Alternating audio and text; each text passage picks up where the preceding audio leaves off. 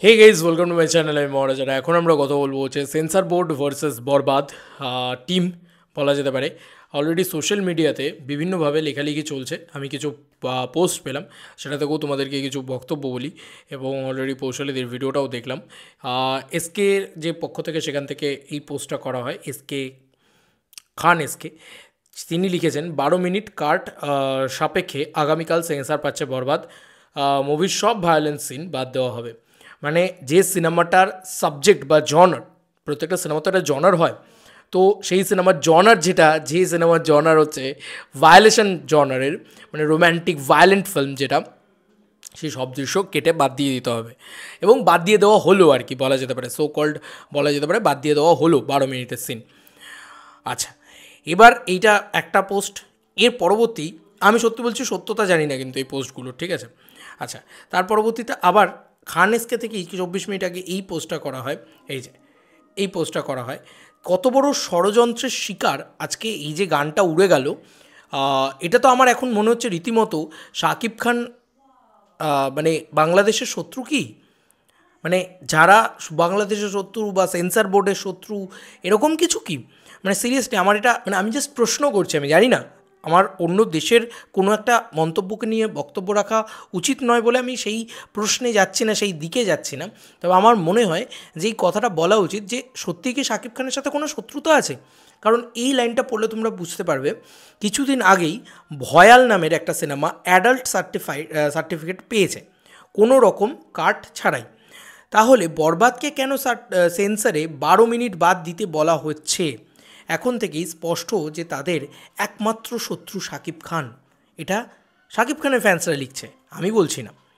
আচ্ছা, এবার আরও একটা পোস্ট আমি যেটা দেখলাম, এই পোস্টটার সত্যতা মিথ্যে আমি জানি না, তবে আমি যদি ওনার জায়গায় থাকতাম তাহলে সত্যি বলছি আমার চোখ ফেটে জলটাই আসতো হয়তো, সিরিয়াসলি।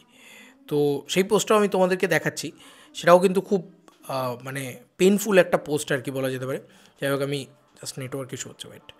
তো এরকম একটা পরিস্থিতি যেখানে দাঁড়িয়ে আমাদের এখানেও না সেন্সার সিস্টেমটা খুব খারাপ, মানে এটা আমি বারবার বলি করি। এই যে বাংলা চলচ্চিত্র জগৎ থেকে DRZ সাবরিত সাবিত সাবিত উনি লিখেছেন এই বিষয়টা। আমি ওনার নামটা ভুল প্রনাউন্স করলে আমাকে ক্ষমা করবেন। প্রডিউসার শাহরিন সুমি আপু কাঁদতে কাঁদতে বলছেন, বাকিটা আমার বলার মুখ নেই, কি বলছে। জানি না এটা সত্যি কি মিথ্যে, এটা হতেই পারে মিথ্যে, কিন্তু আমি ওই যে বললাম, মিথ্যে কি সত্যির থেকে বড় ইম্পর্ট্যান্ট থিং। আমি যদি মানে রিয়েল এনার্জি প্রোডাকশন হাউসের জায়গায় থাকতাম, আমার পক্ষে সম্ভব ছিল না মানে চুপচাপ বসে থাকা। হয় রাগে মাথা গরম হয়ে যেত, নাহলে চোখ ফেটে জল আসতো। যে বুঝতে পারছো, বাংলাদেশের ইন্ডাস্ট্রি জীবনে উন্নতি করতে পারবে না, আমি এটা আজকে বলে দিলাম। কারণ এইভাবে যদি আমাদের এখানেও অ্যানিমেলের মতন ছবি রিলিজ হয়েছে, আরে ভাই আমি বারবার বলছি সার্টিফাইড কর না ভাই। এবং নাকি বাংলাদেশে এরকম কথাবার্তাও হয়েছিল যে ওয়ান্স আপন আ টাইম সার্টিফাইড ছবি হবে, বা বাকি দেশে যেরকম সার্টিফিকেট দেওয়ার আছে যে এই বয়স থেকে এই বয়স এই সিনেমা দেখতে পারবে, এই বয়স থেকে এই বয়স। কারণ আমাদের এখানে তো দশম অবতারের মতন ছবি রিলিজ করেছে, বাংলা ছবির কথাই বলছি, সার্টিফাইড হয়েছে। আরে ভাই সার্টিফাইড হলে এত প্রবলেমটা কি ভাই? অ্যাডাল্ট নেই বাংলাদেশে, শিশু নাকি সবাই? আরে এরা কি নিজের দেশের ভালো চায় না? জীবনে কোনো দিন বাংলাদেশের উন্নতি হবে না, আমি বলে দিলাম, যদি এই মানসিকতা থাকে যে সব ছবিকে কাটবো, সব ছবিকে অ্যাটাক করব, ফ্যামিলি ছবি বানাবো সব ছবিকে। না রে ভাই, এই ছবিটা মাস অডিয়েন্সের জন্য ছিল, ইয়াং জেনারেশনের জন্য ছিল। এই ছবিটাকে তো ছেড়ে দেওয়া উচিত ছিল। কালকে একটা মেহেদী হাসান হৃদয় যদি উঠে আসে, নতুন ভয়েস উঠে এলো, কত নতুন ছেলেমেয়ে কাজ পেলো, কত নতুন ছেলেমেয়ের একটা একটা নতুন রকম একটা, দেখো নতুন ছেলে উঠে আসার মানেটা কি? ইন্ডাস্ট্রিতে নতুন ছেলে উঠে আসার মানে এটাই যে সেই নতুন ভয়েস নিয়ে আসবে, যেটা ইয়াং জেনারেশনের ভালো লাগবে। আর মানধাত্তার আমল থেকে যারা ডিরেকশন দিয়ে যাচ্ছেন, বা যারা এই এই মন্ত্রণালয়তে আটকালেন, তারপরে গান উড়ে গেল, বুঝতে পারছো এবার ব্যাপারটা কীরকম, মানে ফিশি লাগছে না? ব্যাপারটা কীরকম মনে হচ্ছে না যে চোখের সামনেই পুরো মনে হচ্ছে যে একদম যাচ্ছে তাই ঘটনা ঘটিয়ে দিচ্ছে বরবাদ টিম, মানে বরবাদ টিমের সাথে অন্যায় চলছে, ষড়যন্ত্র চলছে, এ তো পরিষ্কার ক্লিয়ার একদম মনে হচ্ছে। তাই আমি অন্তত আমার মনে হওয়া থেকে আমি এই কথাটা বলছি। এবং আমি অনেস্টলি এটা বুঝতে পারছি যে এইভাবে যদি কোনো ছবিকে কাটা হয়, কোনো ছবিকে যদি মানে সিন কেটে দেওয়ার কে তুমি ভাই? একটা শিল্পের সিন কেটে দেওয়ার তুমি কেউ না। হ্যাঁ, এবার একটা প্রযোজক তিনি ডিসাইড করবেন ইউএ চাই না ইউ চাই নাকি এ চাই, সেটা আলাদা বিষয়। কিন্তু তোমার সেন্সার দেওয়ার কাজ, তুমি সেন্সারে মানে কাট কেন বসাবে ভাই? এবার তুমি বলো 12টা মিনিট একটা সিনেমা থেকে বের করে দেওয়া মানে, ধরো আমি মানে খুব ইম্পর্টেন্ট ধরো যিশুদার শাকিব খানের একটা খুব ভায়োলেন্ট একটা সিন আছে, গলা কাটার সিন আছে, সেটাকে কেটে বাদ দিয়ে দিল, জাস সালা, তাহলে মানুষ দেখবে কি? আর এরা যে এত টাকা খরচা করলো, এই প্রোডাকশন হাউসটা বাংলাদেশে কোনো দিন ছবি করবে? কেন করবে? মানে এবার এই ছবিটা যখন রিভিউ হবে তখন বলবে লোকে, এইবার এই কেন এখান থেকে নেগেটিভিটি হয় আমি তোমাদেরকে বলছি। এবার এই ছবিটা যখন রিভিউ করবে এখান থেকে অন্য কেউ, মানে অন্য কোনো দেশ থেকে, অন্য কোনো প্রান্ত থেকে অন্য কেউ, তখন সে বলবে ভায়োলেন্ট ছবি করে প্রচার করা হলো কেন? তো ভায়োলেন্সই নেই, আরে কেটেই তো বাদ দিয়ে দিয়েছে অর্ধেক সিন। তাহলে ভাবো, এবার তো নেগেটিভিটি মানে সব কিছুর মূলে শাকিব খান নেই, কিন্তু শাকিব খান কিন্তু চেষ্টা করে যাচ্ছেন যে একটা ভালো বাংলাদেশি বাংলা ছবি তৈরি করা বা ভালো ছবি তৈরি করা। কিন্তু তাকে যদি চারিদিক থেকে এরকমভাবে টেনে নামিয়ে বলা হয় তুমি খারাপ ছবি বানাও, তোমাকে আমরা উঠতে দেব না, তাহলে কি করবে? কি করে পসিবল ভাই? একটা দেশের ইন্ডাস্ট্রিতে জালি মার্কা সিনেমা হচ্ছিল, ঠিক আছে, অনেস্টলি স্পিকিং আমি কোনো ইন্টারেস্টেড ছিলাম না বাংলাদেশের সিনেমা নিয়ে। আরবান ছবিগুলো দেখতাম, লাইক হাওয়া, সুড়ঙ্গ, এরম ধরনের ছবি দেখতাম। মাস ছবি দেখার মতন যোগ্যতায় ছিল না, এমন কোয়ালিটি ছিল। শাকিব খান ওয়ান্স আপন এ টাইম যখন করেছিল ভালো মাস ছবি, যেরকম নবাব, নাকাব, এ ধরনের যে ছবিগুলো যখন শাকিব খান করলেন, বা শিকারি, সেই ছবিগুলো দেখতাম। তার পরবর্তীতে আমি আর দেখিনি। কেন দেখিনি?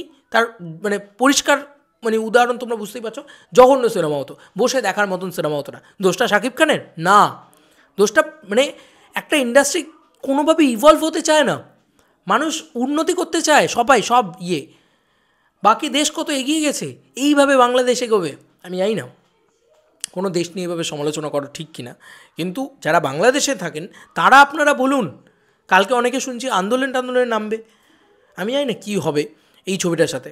সিরিয়াসলি বলছি, কেটে ফেটে সিন কেটে দিলে না আর সত্যি কোনো দেখার ইন্টারেস্ট থাকবে না। কারণ একটা মানে যদি ব্রুটাল সিনই কেটে দেয়, যদি নেগেটিভ জিনিসপত্রগুলোকেই কেটে দেয়, হ্যাঁ ভাই তাহলে কী দেখবো ভাই? একটা ভায়োলেন্স সিনেমাতে যদি ভায়োলেন্স সিনই কেটে দেয়, এবং এই সিনটা তো টানা 12 মিনিট কেটে দিচ্ছে এমন তো নয়, এটা সম্ভব না। গোটা সিনেমা থেকে মাঝখানে কাটবে, এবার সিনেমার খেইটা এখানে আটকে গেল। এবার এটা নিয়েও তো পরবর্তীতে একটা সিনেমার চুলচেরা বিশ্লেষণ যখন করতে বসবে যারা সত্যিকারের ক্রিটিক, তারা তো বলবে যে সিনেমাটা মাঝখান থেকে কাটা লাগছে, অ্যাব্রাপ্ট লাগছে। এডিটারের দোষ না সিনেমা যে বানাচ্ছে তার দোষটা তো পরিষ্কার বোঝা যাচ্ছে সেন্সর বোর্ডের। এবং এই ধরনের জিনিসপত্র হলে না সিরিয়াসলি বলছি খুব মাথাটা গরম হয়।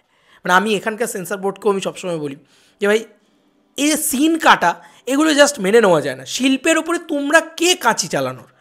তোমরা এটা করতে পারো না একটা শিল্পের সাথে।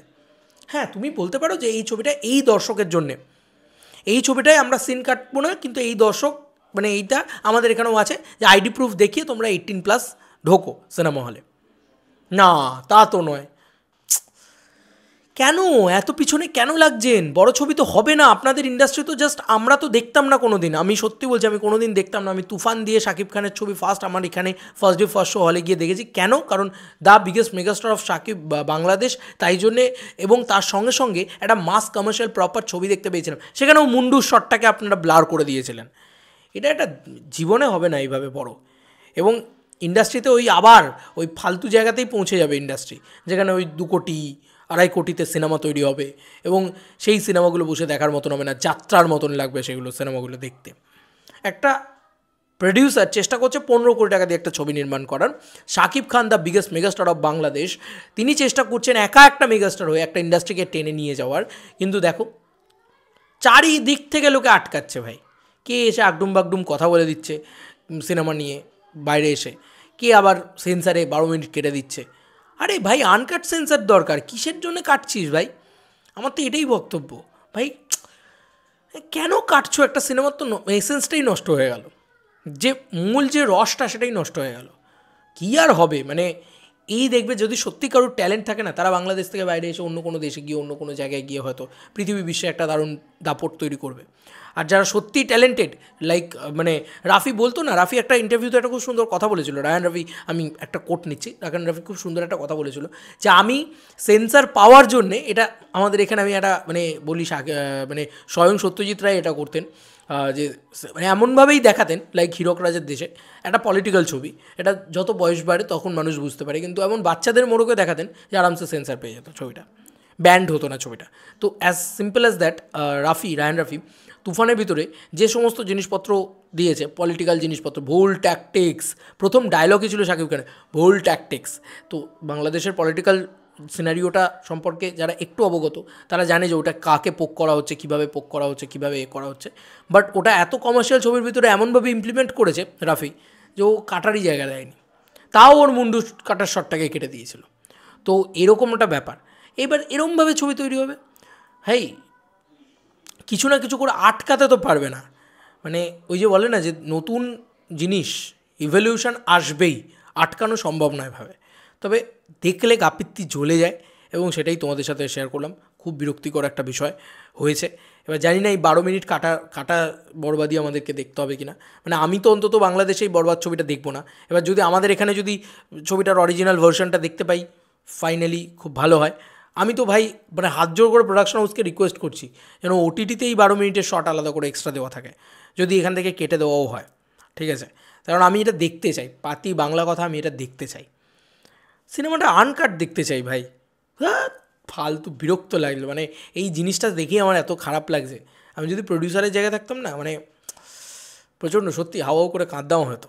কারণ আমি এত টাকা খরচা করে একটা ছবি বানালাম, পদে পদে আমাকে আটকানো হচ্ছে কেন? কারণ আমাদের বাংলাদেশে বাকিদের এই ক্ষমতা নেই।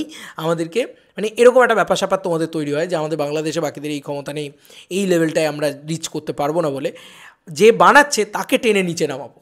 হে কীরকম যুক্তি রে ভাই, জানি না, আমি বুঝতে পারছি না, আমি এটার কোনো দিক খুঁজে পাচ্ছি না।